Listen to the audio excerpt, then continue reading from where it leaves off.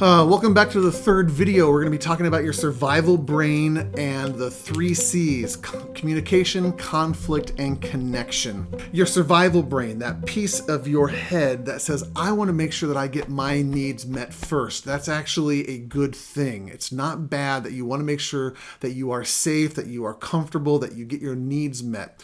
That's not bad at all. But when that is the primary way you are relating to your spouse, that starts to create all sorts of problems and conflict in a relationship. Here's how it works. In a relationship, you have to communicate, right? In fact, communication is probably one of the biggest things that I hear couples talking about, saying we need some help in. We know that our communication is bad. And that's one of the things that we had problem early in our marriage. We didn't know how to communicate No. because we were communicating from that survival place. I was focused on what I needed, and I was focused on what I needed. And when that happens, when you are using your survival brain, your communication starts to lead to conflict. That's just pretty normal. That's how it works. But what most people don't understand is that conflict now cycles back and starts to affect your communication, and you start to respond harsher, shorter, snappier, all those things. Or shut down. Which obviously leads to more conflict, and then it leads back to more bad communication, and now you're stuck on the conflict cycle. Round and round and round you go. Instead, if you can learn how to improve your communication, and that's what we're going to be teaching you in this series, instead of leading to conflict,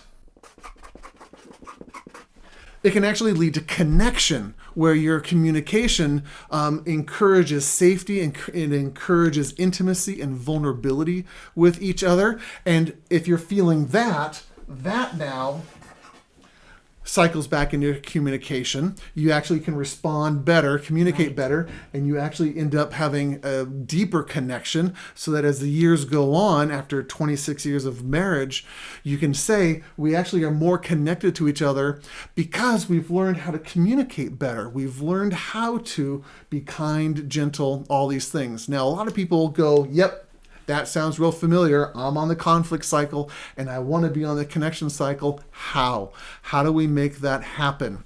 That is where the Secure Marriage Framework comes in. There are 6 things, OREGON. Yes, it spells Oregon. It's an easy way to remember it. When you can learn these 6 skills, you will get off of the conflict cycle and onto the connection cycle. You don't have to worry about remembering all of this right now. That's what the rest of this series is going to go through. We're going to walk you through each one of the 6 parts of the Secure Marriage Framework. In fact, as I walk couples through this who are in my office, by the end of one 50-minute session, most couples are able to go, yep, I need to work on this thing right here. This is the cause of some of the conflict. And the other spouse, their husband or their wife, will say, yep, I need to work on this one down here. They can actually start to diagnose their own relationship and start to make it better because they now have a framework to understand what's not working right. And what I really love about this is both spouses, the husband and the wife, are both working with the same set of, I guess you could call it, rules. Yeah. They're both working out of the same foundation. And so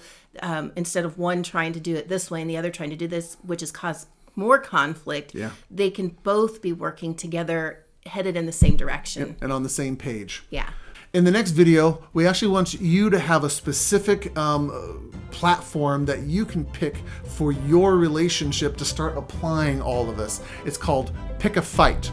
And we'll explain more about that in the next video. Thanks for watching. Bye-bye.